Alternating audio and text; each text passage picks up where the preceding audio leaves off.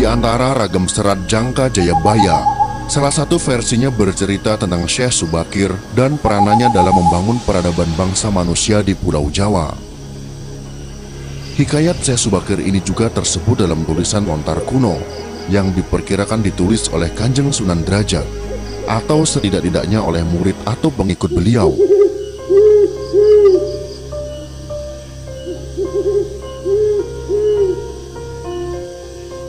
Syekh Subakir adalah seorang ulama besar yang berasal dari Persia. Beliau adalah generasi awal Wali Songo, penyebar Islam di tanah Jawa. Beliau dianggap sebagai orang yang paling berjasa dalam menyebarkan Islam di tanah Jawa ini. Diriwayatkan bahwa proses Islamisasi di Jawa mengalami hambatan disebabkan kuatnya orang Jawa dalam memegang kepercayaan lama.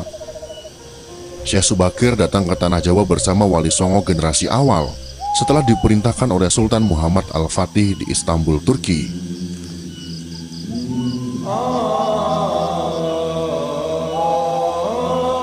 Kesembilan ulama ini mempunyai spesifikasi keahlian masing-masing. Ada yang ahli tata negara, ahli pengobatan, ahli tumbal, dan lain sebagainya. Wali sembilan ini dibagi menjadi 3 kelompok dan ditempatkan pada 3 tempat, yakni di bagian barat, tengah, dan timur tanah Jawa. Konon hambatan penyebaran Islam di Jawa pada masa sebelumnya disebabkan oleh keberadaan bangsa jin yang menempati setiap sudut tanah Jawa. Bangsa jin ini dipimpin oleh Sabdo Palon atau Kiai Semar yang bersemayam di puncak Gunung Tidar, Magelang, Jawa Tengah. Syekh Subakir yang ahli dalam ilmu batin segera melakukan pembersihan dengan menancapkan tumbal yang berupa batu hitam di puncak Gunung Tidar. Seluruh Jawa bergejolak. Seluruh bangsa jin yang menguasai tanah Jawa merasakan kepanasan yang teramat sangat, hingga mereka lari tunggang langgang menyeberang ke lautan atau menepi ke sudut terpencil tanah Jawa. Sebagian jin yang lain ada yang harus mati akibat hawa panas dari tumbal yang dipasang Syekh Subakir. Karena itulah, sampai saat ini, Gunung Tidar dipercaya sebagai pakunya tanah Jawa. Melihat hal tersebut, Sabda Palon yang telah 9.000 tahun bersemayam di puncak Tidar keluar dalam bentuk manusia, berdiri di hadapan Syekh Subakir. Setelah terjadi perdebatan, mereka segera adu kesaktian. Konon pertempuran antara keduanya selama 40 hari dan 40 malam. Hingga Sabda Palon merasa kewalahan dan menawarkan gencatan senjata. Sabda Palon mensyaratkan beberapa poin dalam upaya penyebaran Islam di Jawa. Syarat-syarat itu pun disetujui oleh Syekh Subakir. Berikut ini adalah dialog antara Sabda Palon dengan Syekh Subakir yang terjadi di atas Gunung Tidar. Dialog yang terjadi antara Syekh Subakir dan Sabda Palon ini kami sajikan dalam versi imajiner.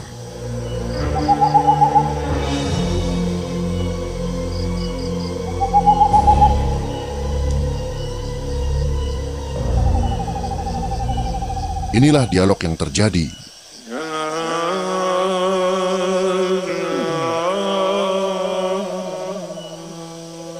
Syekh Subakir berkata, "Kisana, siapakah Kisana ini? Tolong jelaskan." Sabda Palon menjawab, "Aku ini Sabda Palon, pamomong atau pengembala tanah Jawa sejak zaman dahulu kala. Bahkan sejak zaman kedewataan, akulah pemomong para kesatria leluhur. Dulu aku dikenal sebagai Sang Hyang Ismoyo Jati, lalu dikenal sebagai Kelurah Semar Bodronoyo, dan sekarang zaman Majapahit ini, namaku dikenal dengan Sabdo Palon." Syekh Subakir berkata lagi, "Berarti Kisanak ini adalah danyang tanah Jawa ini. Perkenalkan Kisanak, namaku adalah Syekh Subakir yang berasal dari tanah Syam, Persia." Sabdo Palon bertanya, "Ada hajat apa gerangan Jengan Diko rawuh di tanah Jawa ini?" Syekh Subakir menjawab, "Saya diutus oleh Sultan Muhammad yang bertahta di negeri Istanbul untuk datang ke tanah Jawa ini. Saya tiadalah datang sendiri, kami datang dengan beberapa kawan yang sama-sama diutus oleh Baginda Sultan." Sabda Palon berkata lagi, "Ceritakanlah selengkapnya Kisana, supaya aku tahu duduk permasalahannya." Syekh Subakir kembali menjawab, "Baiklah, pada suatu malam Baginda Sultan Muhammad bermimpi menerima wisi. Wisi dari Hyang Akaryo Jagat, Gusti Allah Zat yang Maha Suci lagi Maha Luhur. Diperintahkan untuk mengutus beberapa orang alim ke tanah Jawa ini.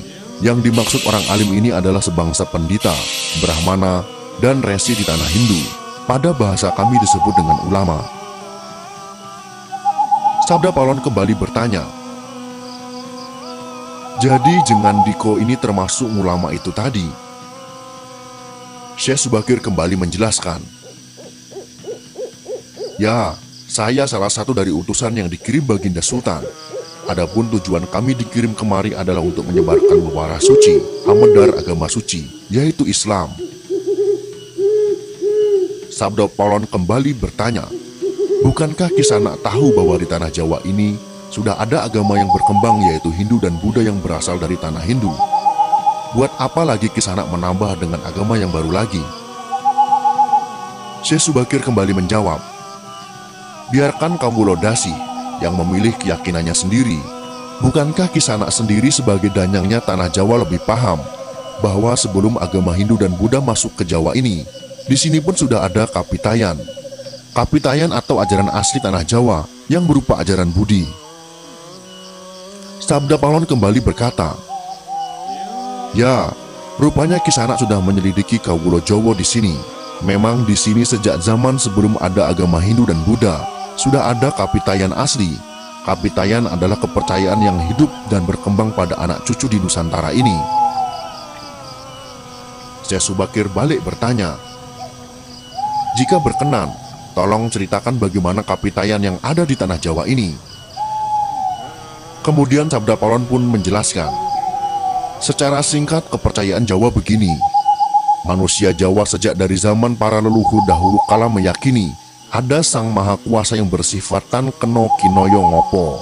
Tidak bisa digambarkan bagaimana keadaannya. Dialah pencipta segala-galanya, Bawono Agung dan Bawono Alit, jagat besar dan jagat kecil, alam semesta dan alam manusia. Wong Jawa meyakini bahwa Dia yang Maha Kuasa ini dekat. Jika dekat dengan manusia, Dia juga diyakini berperilaku sangat welas asih. Dia juga diyakini meliputi segala sesuatu yang ada. Karena itu masyarakat Jawa sangat menghormati alam sekelilingnya. Karena bagi mereka semuanya mempunyai sukma. Sukma ini adalah sebagai wakil dari Dia yang Maha Kuasa itu. Jika masyarakat Jawa melakukan pemujaan kepada Sang Pencipta, mereka lambangkan dengan tempat yang suwung. Suwung itu kosong, namun sejatinya bukan kosong namun berisi Sang Maha Ada. Karena itu tempat pemujaan orang Jawa disebut Sanggar Pamujan. Di salah satu bagiannya dibuatlah sentong kosong, tempat atau kamar kosong untuk arah pemujaan. Karena diyakini bahwa di mana ada tempat suwung di situ ada Yang Maha Kuasa. Syekh Subakir kembali berkata, "Itulah juga yang menjadi ajaran agama yang kami bawa untuk memberi ageman yang menegaskan itu semua, bahwa sejatinya di balik semua yang maujud ini ada Sang Wujud Tunggal yang menjadi pencipta, pengatur, dan pengayom alam semesta. Wujud Tunggal ini dalam bahasa Arab disebut Al-Ahad. Dia maha dekat kepada manusia, bahkan lebih dekat Dia daripada urat leher manusianya sendiri. Ajaran agama kami menekankan budi pekerti yang agung, yaitu menebarkan welas asih kepada alam gumebyar, kepada sesama titah atau makhluk. Lihatlah Sang Danyang, betapa sudah rusaknya tatanan masyarakat Majapahit sekarang. Bekas-bekas perang saudara masih membara, rakyat kelaparan, perampokan dan penindasan ada di mana-mana.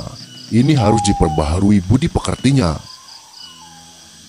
Sabda Palon kembali menjawab, "Aku juga sedih sebenarnya memikirkan rakyatku. Tatanan sudah bubrah.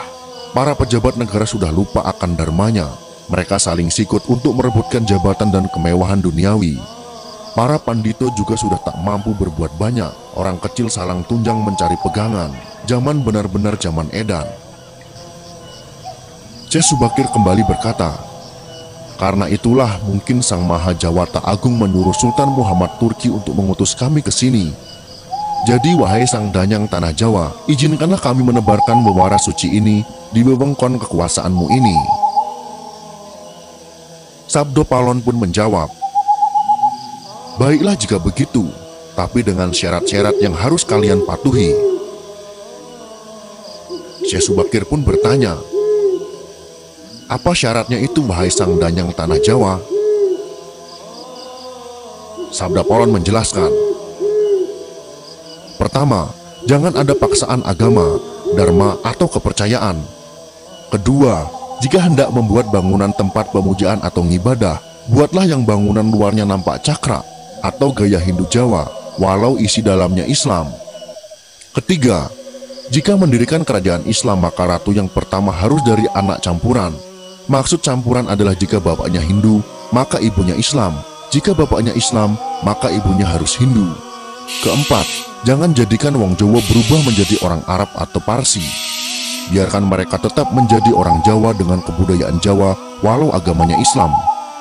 Karena agama setahu saya adalah dharma, yaitu lelaku hidup atau budi pekerti. Hati-hati jika sampai orang Jawa hilang Jawanya, hilang kepribadiannya, hilang budi pekertinya yang adiluhung, maka aku akan datang lagi. Ingat itu, 500 tahun lagi jika syarat-syarat ini kau abaikan, aku akan muncul membuat goro-goro."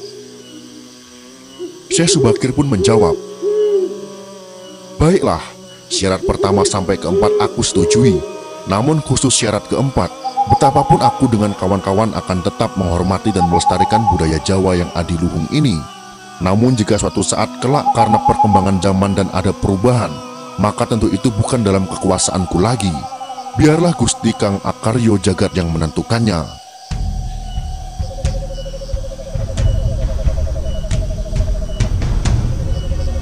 Itulah dialog yang terjadi antara Syekh Subakir dan Sabda Palon.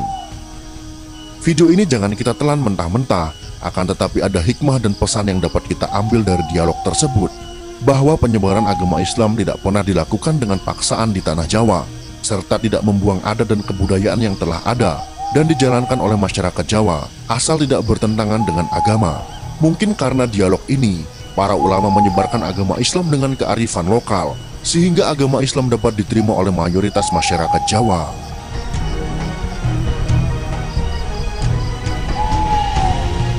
Jika kalian suka dengan video ini, silakan berikan jempol ke atas. Dan jika kalian menganggap video ini bermanfaat, maka bagikanlah untuk teman-teman Anda yang lain. Terima kasih sudah menonton.